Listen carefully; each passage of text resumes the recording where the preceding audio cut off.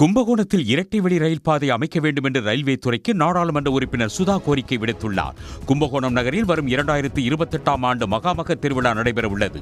இதனை முன்னிட்டு கும்பகோணம் ரயில் நிலையம் சீரமைக்கப்பட உள்ளது. இதற்காக கும்பகோணம் ரயில் நிலையத்தில் திருச்சி கோட்ட ரயில்வே அதிகாரிகள், நாடாளுமன்ற உறுப்பினர் சுதா ஆகியோர் ஆய்வு செய்தனர்.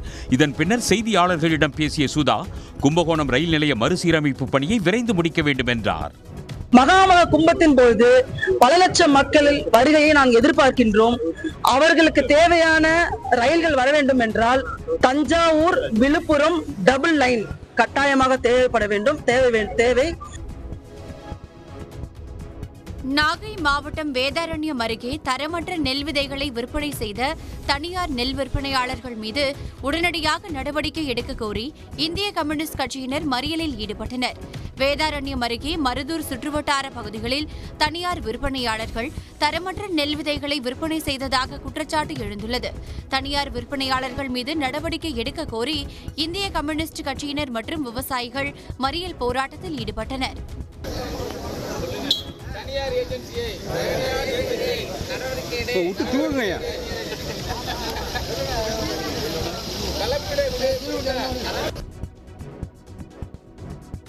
உலக புகழ்பெற்ற மதுரை அலங்காநல்லூர் மற்றும் பாலமேடு ஜல்லிக்கட்டு பணிகளுக்கான பந்தல் கால் நடப்பட்டது. இந்நிகழ்ச்சியில் அமைச்சர் மூர்த்தி, ஜல்லிக்கட்டு ஆர்வலர்கள் உள்ளிட்டோர் பங்கேற்றனர்.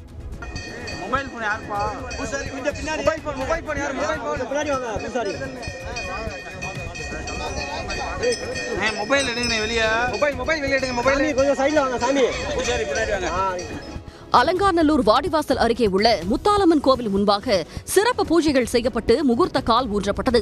அதேபோல பாலமேட்டில் நிரந்தரமாக அமைக்கப்பட்டிருக்கும் வாடிவாசல் அருகே சிறப்பு பூஜைகள் செய்யப்பட்டு பந்தக்கால் நடப்பட்டது. இதையடுத்து வாடிவாசல் மைதானம், பார்வையாளர்கள் மாடங்களுக்கு வண்ணம் பூசுதல், காளைகள் வரும் பகுதிகள் மற்றும் விளையாட்டுக் களமான திடலை தயார் செய்யும் பணிகள் தீவிரமாக நடைபெற்று வருகின்றன. செங்கல்பட்டு மாவட்டம் மறைமலை நகரில் ஆக்கிரமிப்புகளை அகற்றும் போது பாதுகாப்பு பணியில் இருந்த காவலரை கார் ஏற்றி கொல்ல முயன்ற சம்பவம் பரபரப்பை ஏற்படுத்தியுள்ளது. மறைமலை நகர் பகுதியில் சாலையோர ஆக்கிரமிப்புகளால் கடும் போக்குவரத்து நெரிசல் ஏற்படுவதாக வந்த புகாரை அடுத்து ஆக்கிரமிப்புகளை அகற்றும் பணி நடைபெற்றது. போலீசார் பாதுகாப்பு பணியின் போது வேகமாக வந்த கார் ஒன்று காவலர் ஒருவரை ஏற்றி கொல்ல முயன்றது. இதனால் அதிர்ச்சியடைந்த பொதுமக்கள் கார் ஓட்டுநரை மடக்கி பிடித்தனர். அப்போது அவர் கடும் வாக்குவாதத்தில் ஈடுபட்டதால் பரபரப்பு ஏற்பட்டது.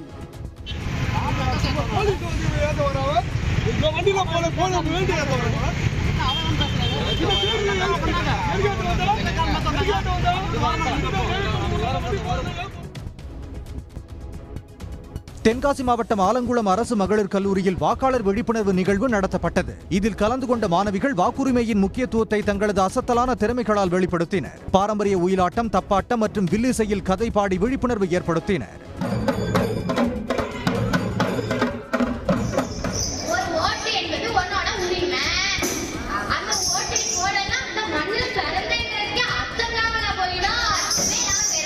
மாவட்ட ஆட்சியர் கமல் கிஷோர், வருவாய்த்துறை அதிகாரிகள் உள்ளிட்டோர் நிகழ்வை கண்டுகளித்து மாணவிகளின் திறமையை வெகுவாக பாராட்டினர்.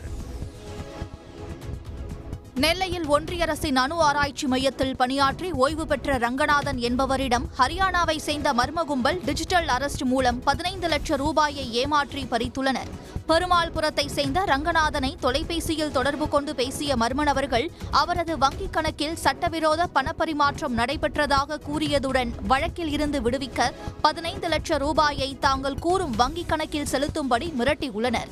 இதை உண்மை என நம்பிய ரங்கநாதன் சமீபத்தில் தான் ஏமாற்றப்பட்டதை அறிந்து மாவட்ட சைபர் கிரைமில் புகார் அளித்துள்ளார். தமிழ்நாடு கேரளாவை இணைக்கும் தேனி மாவட்டம் போடிமெட்டு மலைச்சாலையின் 16வது கொண்டை ஊசி வளைவில் சென்னையிலிருந்து மூணாருக்கு சுற்றுலா சென்ற ஆம்னி பேருந்து தரை தட்டி நின்றதால் அப்பகுதியில் 1 மணி நேரத்திற்கு மேல் போக்குவரத்து பாதிக்கப்பட்டது. கொண்டை ஊசி வளைவில் வாகனம் திரும்பிய போது பேருந்தின் பின்பகுதி தரை தட்டியதால் தொடர்ந்து நகர முடியாமல் சாலை நடுவே நின்றது.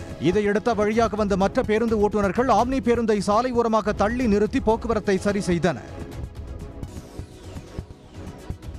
திருச்சி அரசு மருத்துவமனையில் தினந்தோறும் ஏராளமான புற்றுநோயாளிகள் சிகிச்சை மேற்கொண்டு வரும் நிலையில் 2 நவீன புதிய ஊடுகதிர் கருவிகள் மற்றும் நோயாளிகளின் துணிகளை துவைக்கும் நவீன சலவை இயந்திரத்தை அமைச்சர் KN நேரு திறந்து வைத்தார். இந்நிகழ்ச்சியில் மாவட்ட ஆட்சியர் சரவணன், மாநகராட்சி மேயர் அன்பழகன், மருத்துவக் கல்லூரி முதல்வர் மருத்துவர் குமரவேல் உள்ளிட்ட பலர் கலந்து கொண்டனர்.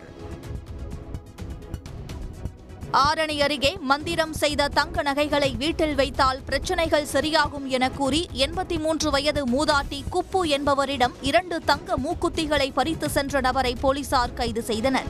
ஆரணி டவுன் தண்டு மாரியம்மன் கோவில் பகுதியை சேர்ந்த மூதாட்டி குப்புவிடம் அவ்வழியாக வந்த ஸ்ரீபெரும்புதூரை சேர்ந்த ரமேஷ் என்பவர் நூதனமாக பேச்சு கொடுத்து நகை பறிப்பில் ஈடுபட்டுள்ளார்.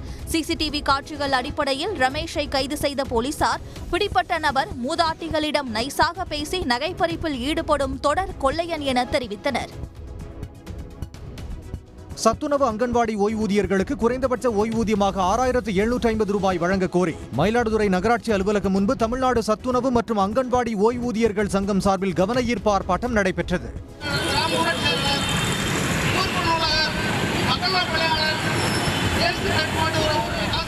சத்துணவு அங்கன்வாடி ஓய்வூதியர்களுக்கான ஈமக்கிரியை தொகை 25,000 ரூபாயாக உயர்த்தி வழங்க கோரி ஆர்ப்பாட்டத்தில் ஈடுபட்டவர்களை போலீசார் கைது செய்தனர். புதுக்கோட்டை அரசு மருத்துவக் கல்லூரி மாணவர்களுக்கு அரசு சார்பில் விலையில்லா மடிக்கணினிகள் வழங்கப்பட்டன. உலகம் உங்கள் கையில் என்ற திட்டத்தின் கீழ் முதலமைச்சர் மு.க.ஸ்டாலின் மாணவர்களுக்கு மடிக்கணினி வழங்கும் திட்டத்தை தொடங்கி வைத்தார். அதன் தொடர்ச்சியாக புதுக்கோட்டை அரசு மருத்துவக் கல்லூரி மாணவர்களுக்கு மடிக்கணினிகளை அமைச்சர்கள் ரகுபதி, மெய்யநாதன் ஆகியோர் வழங்கினர்.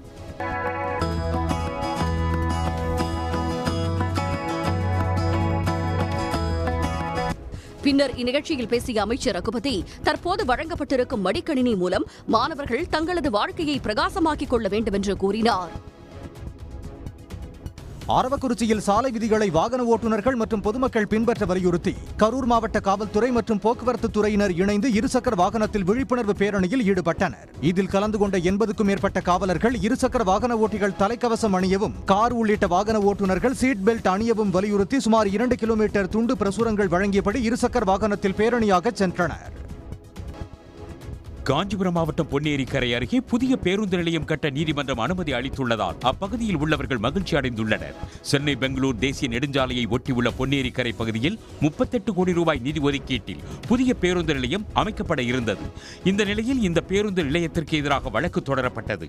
இந்த வழக்கை விசாரித்த நீதிமன்றம் 10 நாட்களுக்குள் கட்டுமான பணிகளை தொடங்க உத்தரவு பிறப்பித்துள்ளது. இதனால் காஞ்சிபுரம் மக்களின் 50 ஆண்டு கால கோரிக்கை நிறைவேறியுள்ளது. மகாத்மா காந்தி தேசிய ஊரக வேலை உறுதி திட்டத்தின் பெயர் மாற்றத்திற்கு எதிர்ப்பு தெரிவித்து தஞ்சை அருகே மாற்றுத்திறனாளிகள் போராட்டத்தில் ஈடுபட்டனர். ஒன்றிய அரசு கடந்த சில மாதங்களுக்கு முன்பு 100 நாள் வேலை திட்டத்தின் பெயரை விபிஜி ராம்ஜி என மாற்றியுள்ளது. இதற்கு எதிர்ப்பு தெரிவித்து பட்டுக்கோட்டையில் ஊராட்சி ஒன்றிய அலுவலகம் முன்பு மாற்றுத்திறனாளிகள் புதிய மசோதாவின் நகலை கிழித்தெறிந்து தங்களது எதிர்ப்பை பதிவு செய்தனர். எதிரான மசோதாவை கிழித்து எறிந்து